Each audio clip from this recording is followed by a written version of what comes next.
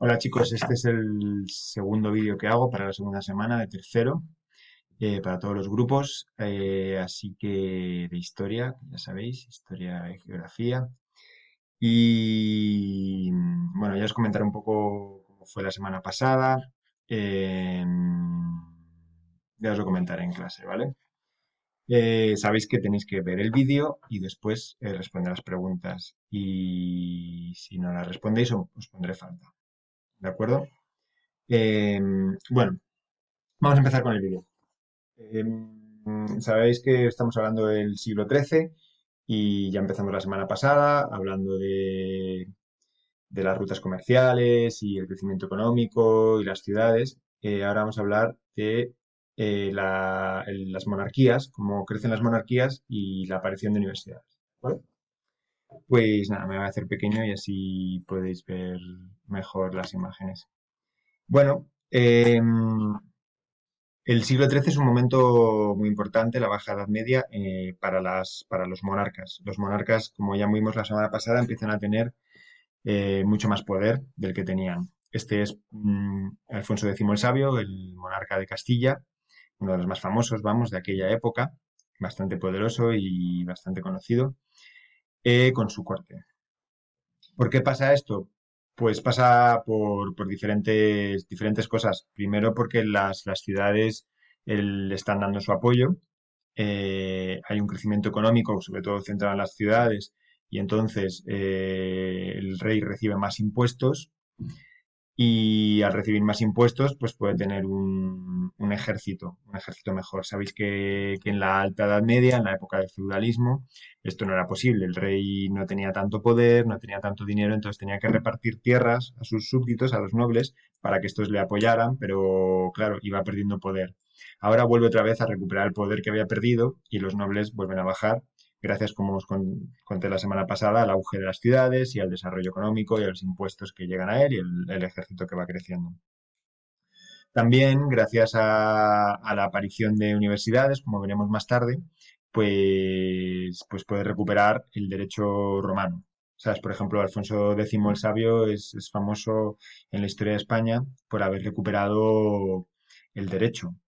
El derecho existía en la época de los visigodos también y también en la época de los primeros reinos, pero digamos que en esta época se consolida, se hace más importante y los tribunales y la estructura del Estado crece, aparece más burocracia, se bloquea la burocracia a los trabajadores del Estado. Digamos que los estados se hacen fuertes y para hacerse fuerte cualquier estado necesita la ley. Nosotros ahora vivimos en un estado en el que necesitamos las leyes. Si no hubiera unas leyes fuertes, cada uno podría hacer lo que quisiera. Y esas leyes, en este caso, benefician a los monarcas. Este es Alfonso X de Castilla, Alfonso X el Sabio. Este es Jaume I de Aragón. Se puede decir Jaime I, pero bueno, en catalán sería Jaume. Y, y es también un monarca bastante importante, se llama el Conquistador, ¿no? Son los dos más o menos de la misma época, una época realmente buena. Bueno, las ciudades, como hemos visto, son importantes. Este sería, bueno, es un texto ya del siglo XVI, pero bueno, es un poco el cuerpo legal que se extendió en aquella época, en la época de Alfonso X, en Castilla, ¿vale? Bueno, y eso hace que no solo pasa en España, claro, aquí estamos viendo, bueno, aquí pone Alfonso X y Jaime I, en Portugal estaría Alfonso III. Pero eso pasa en toda Europa. Aquí hay diferentes, en cada país se establecen las monarquías ya de una manera más fuerte, sobre todo en Inglaterra o sea, en Inglaterra, perdón, y en Francia, ¿no? ¿Vale? Es una cosa que pasa globalmente en toda Europa. Este establecimiento de las monarquías, recuperación de la fuerza de las monarquías. Bueno, eso da lugar también bueno, a la aparición de las Cortes. Aquí me ha salido un cuadro muy pequeñito, pero bueno, este serían una reunión de las Cortes en el Reino de Aragón. Sabéis que el Reino de Aragón pues tiene este escudo, que es el que conserva ahora mismo pues Cataluña, Aragón, Valencia, Baleares. No sé si habéis visto las banderas de estas comunidades, pero tienen todas este escudo. Y el reino de Aragón, pues era, o sea, las Cortes de Aragón son muy importantes, porque eran más importantes seguramente que en Castilla, porque el rey estaba subordinado a ellas. Las Cortes son como ahora mismo una especie de parlamento, pero es muy diferente a como entendemos ahora la democracia. Ahora mismo el parlamento, eh, el- nosotros lo votamos, y en aquella época no se votaba, era el rey el que lo decidía. Ahora mismo en el Parlamento hay gente de cualquier estrato social, en aquella época solo había nobles y clérigos y gente adinerada. No había representantes del tercer estado prácticamente. Y luego aparte pues no tenía una regularidad, solamente se convocaba cuando el rey así lo decidía. Era más un órgano consultor, porque al final el rey era el que tenía la decisión. En Castilla el rey tenía más fuerza, en Aragón el rey tenía menos fuerza, pero igualmente era el rey al final el que decidía, ¿no?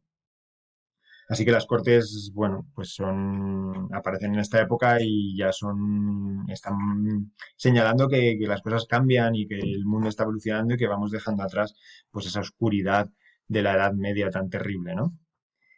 Solamente una cosa deciros que sobre las cortes, y es que las primeras cortes de la historia sucedieron en el Reino de León, exactamente en la ciudad de León, en el 1188.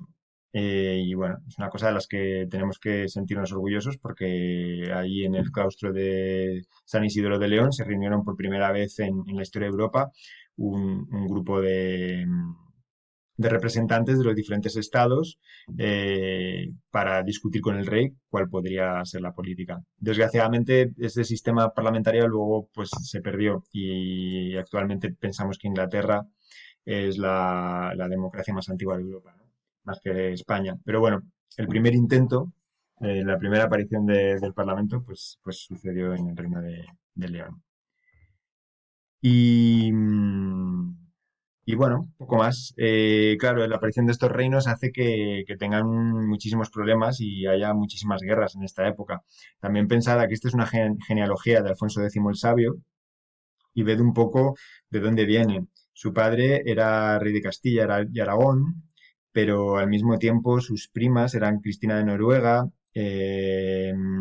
su abuelo, su tío abuelo era el rey de Francia, su tío abuelo también era el rey de Portugal. Eh, Todas las monarquías estaban un poco relacionadas, y entonces tenían siempre muchos problemas y estaban siempre en guerra unas con otras.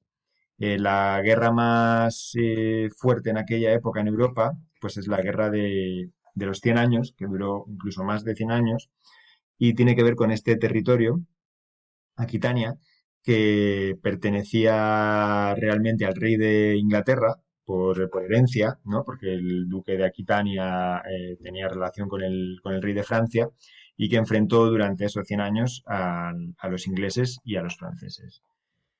No fue la única guerra que hubo en aquella época, y ni el único intento los reyes intentaban cada vez tener más poder, ¿no?